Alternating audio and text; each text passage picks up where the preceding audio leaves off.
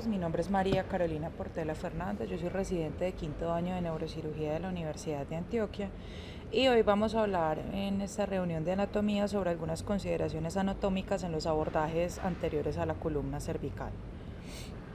Muy bien, entonces a modo de introducción debemos recordar que estos son abordajes que se utilizan de manera bastante frecuente para el manejo de distintos tipos de patologías a nivel de la columna cervical, bien sea patologías de origen infeccioso, neoplásico, traumático, degenerativo u otras. Por ende es importante estar familiarizado con la anatomía de esta región para poder efectuar pues, el abordaje quirúrgico de la manera más segura posible. Esto porque es importante, porque al estar localizado en una zona en la cual hay múltiples estructuras de múltiples sistemas juntas en un espacio anatómico relativamente reducido, hay un potencial de complicaciones graves en este tipo de intervenciones, teniendo en cuenta que vamos a estar trabajando cercanos a la arteria carótida, que vamos a estar cerca de la yugular interna, de varios pares craneanos, de la misma columna cervical, del esófago, de la tráquea, etc. Entonces es importante tener en cuenta todo esto. La disección se debe hacer a través de planos anatómicos, más precisamente entre varios planos anatómicos de la fascia cervical profunda, por ende es importante repasar su anatomía para poder hablar de este tipo de abordajes. Es muy importante tener en cuenta los antecedentes del paciente, que más adelante lo vamos a ver con más detalle, pero particularmente el antecedente de intervención previa o de infecciones en la región que puedan dificultar la disección de estos planos anatómicos, y esto en conjunto nos va a ayudar a prevenir complicaciones derivadas del procedimiento. Entonces, algunas consideraciones prequirúrgicas. Los antecedentes más relevantes que debemos tener en cuenta cuando vamos a intervenir un paciente por estas vías, los principales son el antecedente de cervicotomía previa, sea una cervicotomía hecha para un abordaje de columna en sí o una cervicotomía con otro objetivo, por ejemplo un paciente que haya tenido cirugía de tiroides, que haya requerido algún otro tipo de intervención a nivel de cuello, puesto que estos pacientes van a tener cicatrización, van a tener estos planos anatómicos que, digamos, en un paciente sano y sin intervenciones previas se permiten disecar con relativa facilidad. En los pacientes que tienen estos antecedentes de cirugía no es tan fácil la disección y esto pone algunas estructuras en riesgo, particularmente el esófago. Lo mismo sucede con los pacientes que han recibido radioterapia en la región del cuello, por los mismos motivos, y también con los pacientes que tienen antecedentes de infecciones. Entonces es importante indagar eso en el paciente y tener en cuenta en estos pacientes que tengan antecedente de una cirugía previa a nivel del cuello, si vamos a volver a intervenir, realizar una laringoscopia, puesto que es importante conocer el estado de las cuerdas vocales, saber si tenemos una de las cuerdas vocales paralizada o no para definir el lado del abordaje, que digamos en este caso, si hubiese una parálisis de cuerda vocal, el abordaje debería ser del mismo lado de la cuerda que está paralizada para evitar tal vez lesionar los nervios laríngeos contralaterales y pues causar una disfunción laringea grave. También es importante el examen físico, pues fuera del examen neurológico habitual que hacemos, valorar la capacidad de extensión del cuello en el paciente despierto. Esto es útil tanto para predecir dificultades con la vía aérea por parte de anestesia, como para nosotros definir la posición durante el procedimiento. En cuanto a las imágenes diagnósticas, digamos fuera de lo que debemos evaluar para cualquier cirugía de columna, incluyendo el nivel del disco que está comprometido, el lado predominante, si hay mielopatía o no, bueno, fuera de ver, digamos, esos aspectos técnicos, debemos revisar también la presencia de variantes anatómicas, especialmente variantes anatómicas de la arteria vertebral, puesto que estas podrían configurar una contraindicación relativa para algunos tipos de procedimientos, como por ejemplo microdisectomías o corpectomías, si el curso de la arteria pues se da cercano al área a intervenir. Entonces es importante tenerlo en cuenta. En cuanto a indicaciones y contraindicaciones, por las indicaciones a grandes rasgos se dan pues para la corrección de deformidades sifóticas de la columna cervical, compresión medular de distintas etiologías o compresión radicular. Y en cuanto a las contraindicaciones, estas son relativas y se trata precisamente de estos antecedentes peligrosos de los que habíamos hablado, así como el curso aberrante de los vasos, que no configuran contraindicaciones absolutas para el abordaje, pero sí implican, que el cirujano deba tener mucho más cuidado a la hora de hacer las disecciones y que se acompañe en ocasiones inclusive un grupo pues especializado, o que un grupo esté, digamos, de aviso en caso de requerirse ayuda por parte bien sea de cirugía vascular, de cirugía general, de cirugía de cabeza y cuello, en caso tal pues que acontezca algún imprevisto durante la intervención. Y sobre el lado, como ya les había mencionado, es importante ver el estado de las cuerdas vocales para definir el lado de la intervención en el caso de reintervenciones, ¿cierto? Inicialmente se creía que dependiendo del lado se podía proteger mejor o no el nervio laríngeo recurrente. Sin embargo, ha habido múltiples estudios que no han logrado demostrar una diferencia significativa entre pues, el lado del abordaje y la lesión del nervio, por lo cual se deja a preferencia del cirujano, generalmente del mismo lado del cual sea pues, su dominancia manual, es decir, del lado derecho para las personas diestras, del lado izquierdo para las personas que sean zurdas. Y en el caso pues, de pacientes reintervenidos cuyas cuerdas vocales las dos estén funcionando normal, en términos generales se prefiere el lado contralateral al que se intervino inicialmente, pues porque va a tener menos fibrosis y menos adherencias de los planos quirúrgicos. Pero para poder decir esto, pues como ya había mencionado, es importante descartar que haya una disfunción de la cuerda vocal. Bien. En cuanto al posicionamiento, pues el paciente va con la cabecera un poco elevada, va con el cuello con una ligera extensión. Esto es importante, pues también evaluar la extensión cervical en el paciente despierto, y esto también se puede ver limitado en los pacientes que tengan trauma cervical, en quienes pueda ser necesaria la utilización de otros mecanismos de inmovilización, por ejemplo tracciones, para poder dar esta posición de manera segura. Es importante, pues podemos utilizar un rollo pequeño o una sábana bajo los hombros para ayudar a dar esta extensión. Es muy importante que no demos hiperextensión, porque la hiperextensión va a hacer que el esófago quede mucho más tenso sobre la fascia prevertebral y que esto dificulte su disección más adelante en la cirugía. Entonces la idea es tener una posición con una extensión leve, algo parecido a la posición de olfateo que utilizan los anestesiólogos para intubar, con el objetivo pues, de exponer mejor el área quirúrgica, pero sin adosar el esófago contra la columna. También es necesario fijar y descender un poco los hombros según el nivel pues, que vayamos a intervenir. Disculpen un poco aquí el puntero láser, ¿cierto? Si vamos a intervenir niveles cervicales altos, quizás no sea tan necesario hacer una tracción importante del hombro, solamente mantenerlo fijo en su sitio, pero si vamos a abordar la columna cervical ya más baja, sí es necesario dar un poco de tracción hacia caudal de los hombros para poder visualizar mejor en la fluoroscopia las estructuras a intervenir. Ahora, esto también debe ser cuidadoso, puesto que un desplazamiento exagerado del hombro puede llevar a lesiones del plejo braquial, entonces de todas maneras debe ser una tracción cuidadosa. En casos en los que se prevea dificultades para identificar los planos, por ejemplo en pacientes reintervenidos o con cuadros infecciosos, o inclusive el mismo trauma, que en ocasiones por el edema de tejidos blandos también se dificulta la disección, el uso de una sonda orogástrica nos va a permitir identificar el esófago con mayor facilidad para pues, hacer su disección. A grandes rasgos, pues lo que sugieren en algunos de los textos que revisé es que el microscopio, las luces y el instrumentador vayan del mismo lado del abordaje, pues del cual está el cirujano, el fluoroscopio que entre contralateral, al igual que el ayudante, y el anestesiólogo pues en la cabecera del paciente.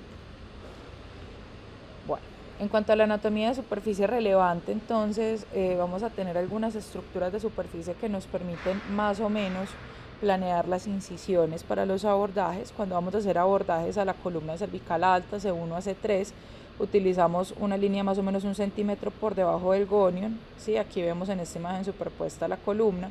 Eso nos va a permitir acceder al disco C2, C3. En realidad la patología de C1 y de la odontoides en sí, el abordaje anterior es transoral o transnasal, como lo habíamos visto en charlas previas.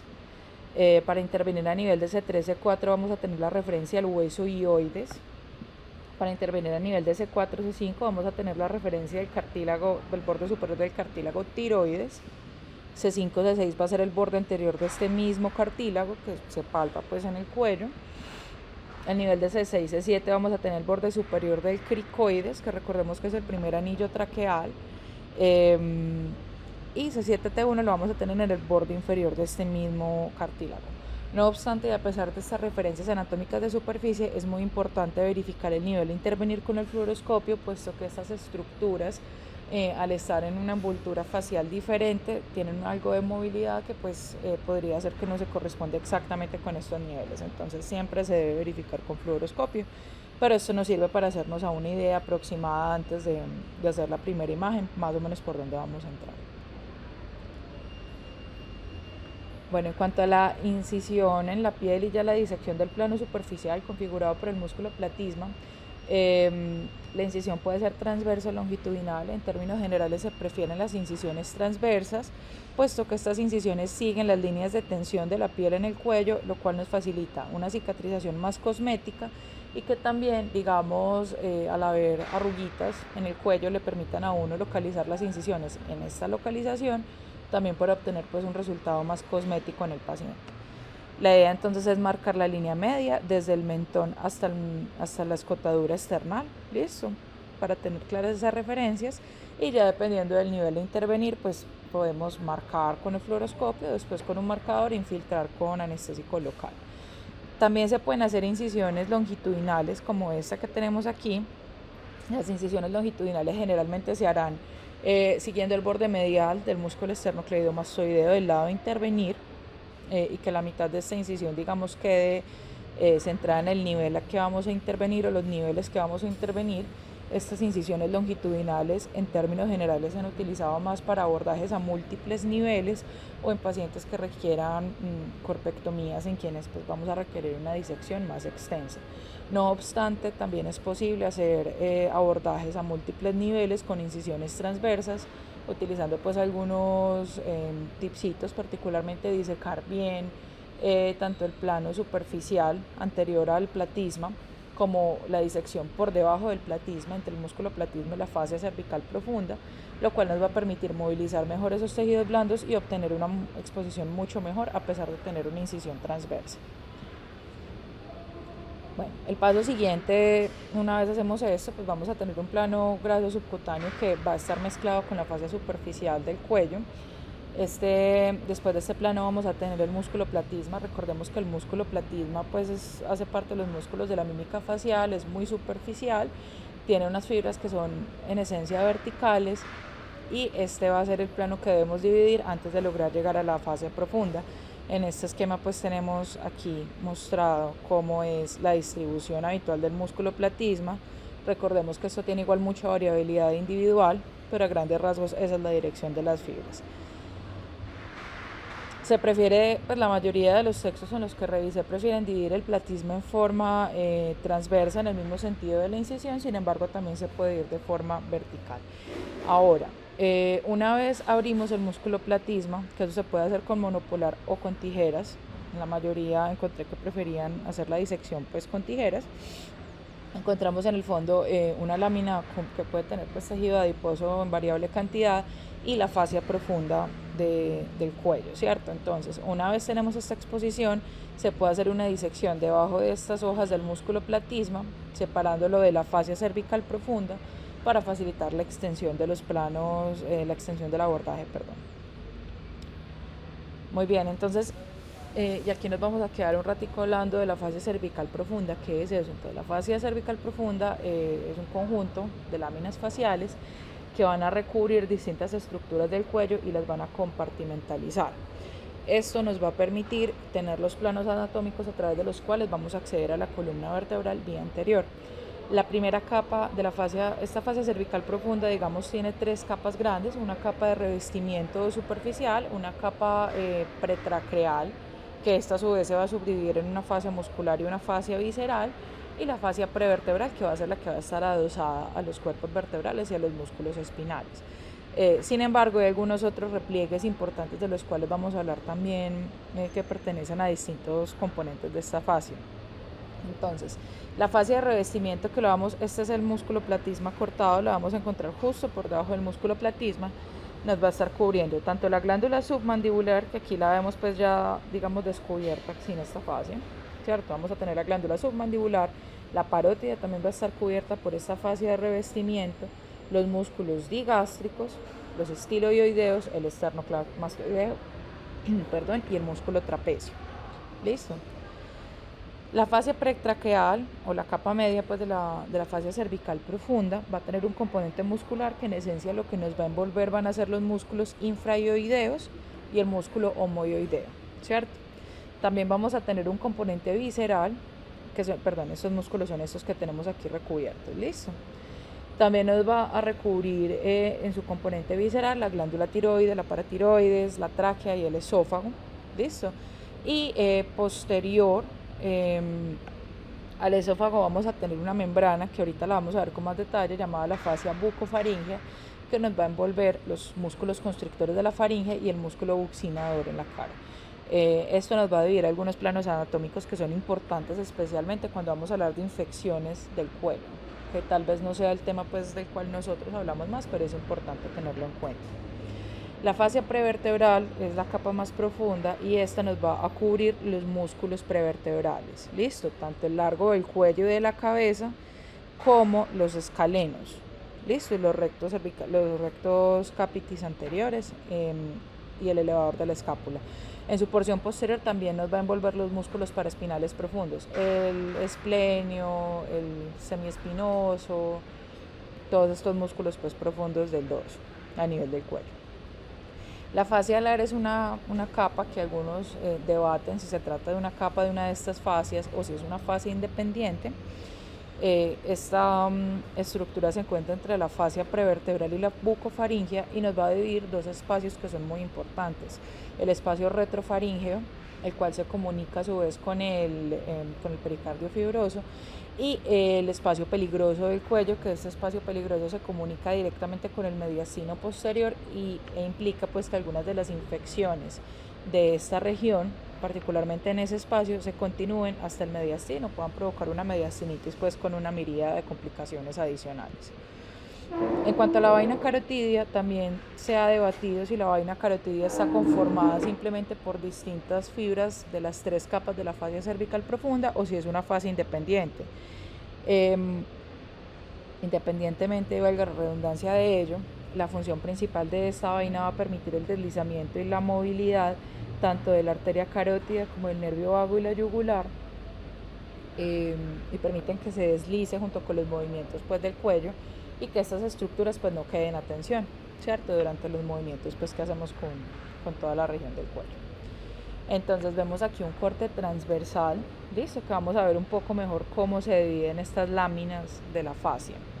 Entonces la fascia de revestimiento, ¿sí? Se va a insertar aquí en la porción posterior de la nuca, en el ligamento nucal y en las apófisis espinosas. Este nos va a rodear, como ya dijimos, el músculo trapecio, listo, y nos va a rodear todo el cuello hasta la parte anterior. Esta lámina gris que vemos por delante de la fascia de revestimiento es el platisma, listo. Y estos músculos grandotes acá son los esternocleidomastoideos. Muy bien. La fascia pretraqueal, recordemos que se nos divide en dos divisiones, una división muscular que es la que está aquí en morado, que nos va a envolver los músculos infraioideos, listo, y los homoioideos que están aquí un poco más laterales, y tiene una fascia visceral que está representada pues de azul en este esquema, listo. Cuando hacemos las disecciones para este tipo de abordajes a la columna cervical, lo que vamos a hacer es entrar a través de la fascia de revestimiento, mediales al esternocleidomastoideo, y vamos a continuar la disección entre el homoioideo hacia lateral, listo, que también nos va a permitir dividir aquí atrás la vaina carotidia y separarlo de los otros músculos infraioideos de la tiroides para llegar aquí pues al espacio prevertebral, listo. O sea, este es el caminito que nosotros vamos a seguir y que vamos a disecar cuando hacemos este tipo de abordajes. La fascia bucofaringea, como les estaba diciendo entonces, es una fascia que se encuentra entre ambos lóbulos de la glándula tiroides y nos va a dividir ese espacio retrofaríngeo del espacio peligroso del cuello. ¿Listo? La fascia alar es esta capita que viene como entre las dos vainas carotidias, ¿listo? Él también nos va a ayudar a dividir algunos de esos espacios del cuello pues, que se comunican con el mediastino. Y por último tenemos la fascia prevertebral. La fascia prevertebral va a tener una inserción posterior similar a la de la fascia de revestimiento. ¿Listo? Y también nos va a rodear todos estos músculos profundos de la nuca, así como los músculos profundos pues, prevertebrales, y se va a insertar a nivel anterior tanto en las apófisis transversas como en el cuerpo vertebral. Listo. Por último tenemos aquí en café la vaina carotidia, que ya habíamos hablado pues de sus componentes y que la vemos que es como una bolsita aparte de todas estas envolturas faciales. Los vemos aquí en un corte sagital. Listo. Nuevamente vemos como la fascia de revestimiento y la prevertebral se encuentran a nivel posterior, y que las demás fascias sí son más a nivel anterior, que van como configurando las distintas envolturas de todas estas estructuras anatómicas de las que hemos hablado. ¿Listo? Bien, entonces cuando vamos a hacer la disección, como estaba hablando inicialmente, lo primero que vamos a hacer, una vez identificamos el esternocleidomastoideo, pues ya hemos disecado el platisma, ya lo abrimos, todo lo demás, vamos a identificar el esternocleidomastoideo de los músculos infraioideos que están aquí mediales. ¿Listo? Entre estas dos estructuras vamos a encontrar la fascia pretraqueal. Entonces, hacemos una incisión medial del esternocleidomastoideo. Aquí la disección debe continuarse idealmente pues de forma roma, con tijeritas, con mucha calma, con mucha paciencia.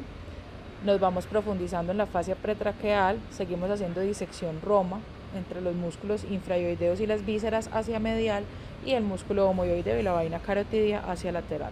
Esta disección roma, algunos autores recomiendan hacerla pues con tijeras, algunos recomiendan hacerlo pues mediante exploración digital. Son maniobras pues que ya quedan a preferencia del cirujano. Sin embargo, pues la ventaja que tendría, al menos teóricamente, hacerlo pues con tijeras y secuencialmente, es que nos permite identificar con mayor facilidad las estructuras neurovasculares que van a cruzar este plano, particularmente las arterias tiroideas, la arteria tiroidea superior en conjunto con el nervio laríngeo superior cuando estamos abordando la columna cervical alta, y la arteria tiroidea inferior, así como en algunas ocasiones el nervio laríngeo recurrente, pues cuando este tiene un curso aberrante, a nivel inferior. Esto es importante para prevenir complicaciones como sangrados, o en el caso pues de alteraciones de los nervios laringeos, algo de disfonía y disfunción pues laríngea.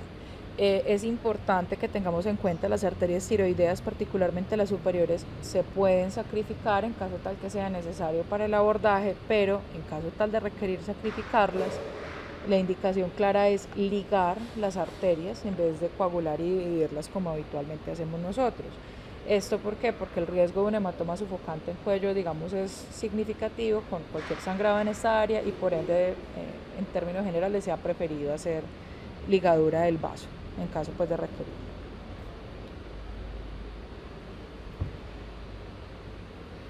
Aquí tenemos un esquema para recordar un poco la anatomía de los nervios laringeos recurrentes. Recordemos que el laringeo recurrente es el principal nervio que da pues su aporte motor a los músculos de la laringe.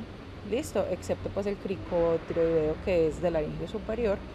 Este nervio laringeo recurrente es una rama del vago, listo, que en el lado izquierdo va a salir a nivel del arco aórtico, lo rodea por debajo y sube adosado pues adosado pues al esófago, y que lo vamos a disecar cuidadosamente cuando estamos separando el esófago de la fascia prevertebral. Y en el lado derecho pues va a ser esta vueltica, la recurrencia la va a hacer a nivel de la arteria subclavia. Listo. Este curso a nivel de la arteria subclavia hace que el nervio derecho sea visible con mayor facilidad. Algunos abocan pues que así es más fácil protegerlo. Sin embargo, como les dije, no se ha logrado demostrar una diferencia significativa pues con el lado del abordaje. Bien, una vez llegamos a la fascia prevertebral, debemos utilizar retractores, ojalá sin dientes, para evitar lesionar estructuras de esta región, particularmente el esófago y la vaina carotidia. Listo.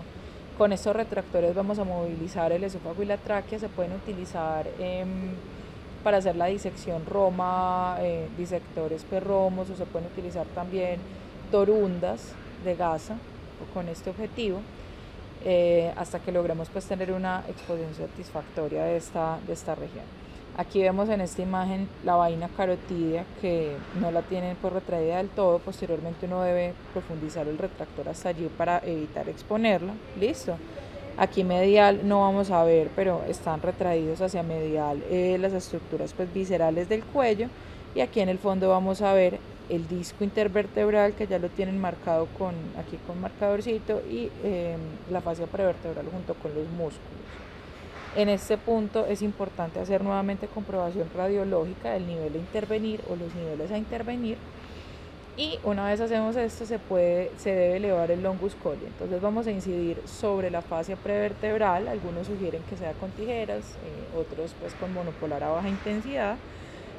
Una vez hacemos esta incisión sobre la fascia prevertebral, vamos a elevar tanto la fascia como los longus colli de forma subperióstica. Esto con el objetivo de evitar la lesión a la cadena simpática que se encuentra en los bordes laterales de los longus colli.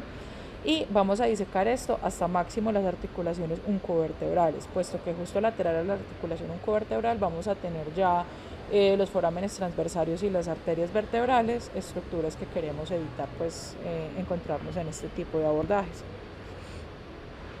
Esta es otra vista pues de esa disección. Listo, como les estaba diciendo, entonces vamos a retraer hacia medial todas estas estructuras viscerales, los músculos infraoideos, todos esos contenidos de la fascia pretraqueal los vamos a disecar hacia medial, y hacia lateral vamos a tener la vaina carotidia, el esternocleidomastoideo, y así vamos a lograr exponer aquí la columna.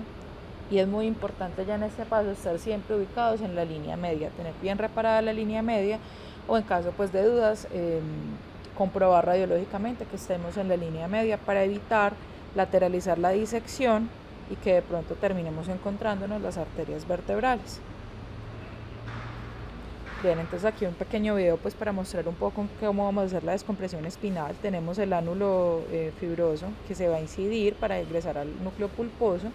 Esta va a ser la estructura que vamos a retirar pues bajo visión microscópica hasta descomprimir la médula. Vamos a encontrar después el ligamento longitudinal posterior, verificar que a nivel epidural no tengamos compresiones, bien sea por osteofitos o por hernias residuales, y una vez hemos hecho esto vamos a insertar pues un cajetín con injerto óseo para lograr la fusión ósea del segmento eventualmente, y ya con esto pues lograr manejar la patología a este nivel. Esto pues cuando es enfermedad discal.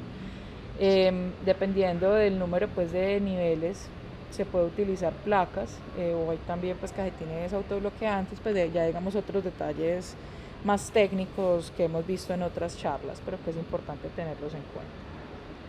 En cuanto a los casos en los que se requiera corpectomías para lograr la descompresión, una anotación importante es que la disección y digamos la porción del cuerpo que podemos quitar no debería sobrepasar los 15 milímetros en un plano, digamos, lateral.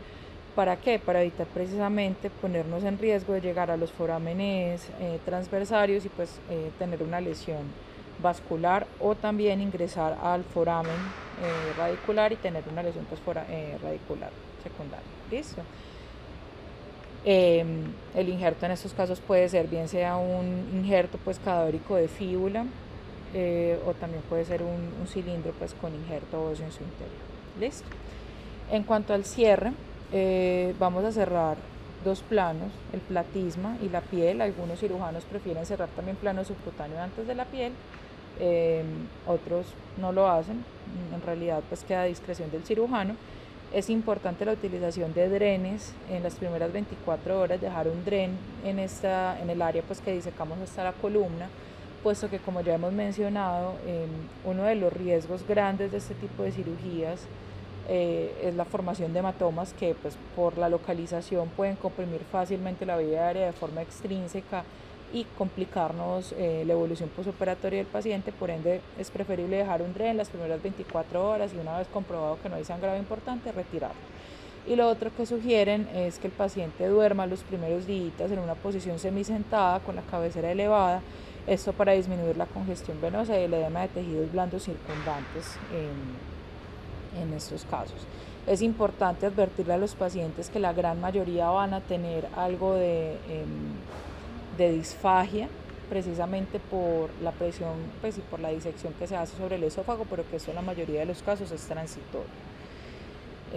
Esta fue la bibliografía que revisé para este tema. Y bueno, quedo atenta a comentarios y preguntas por parte de ustedes.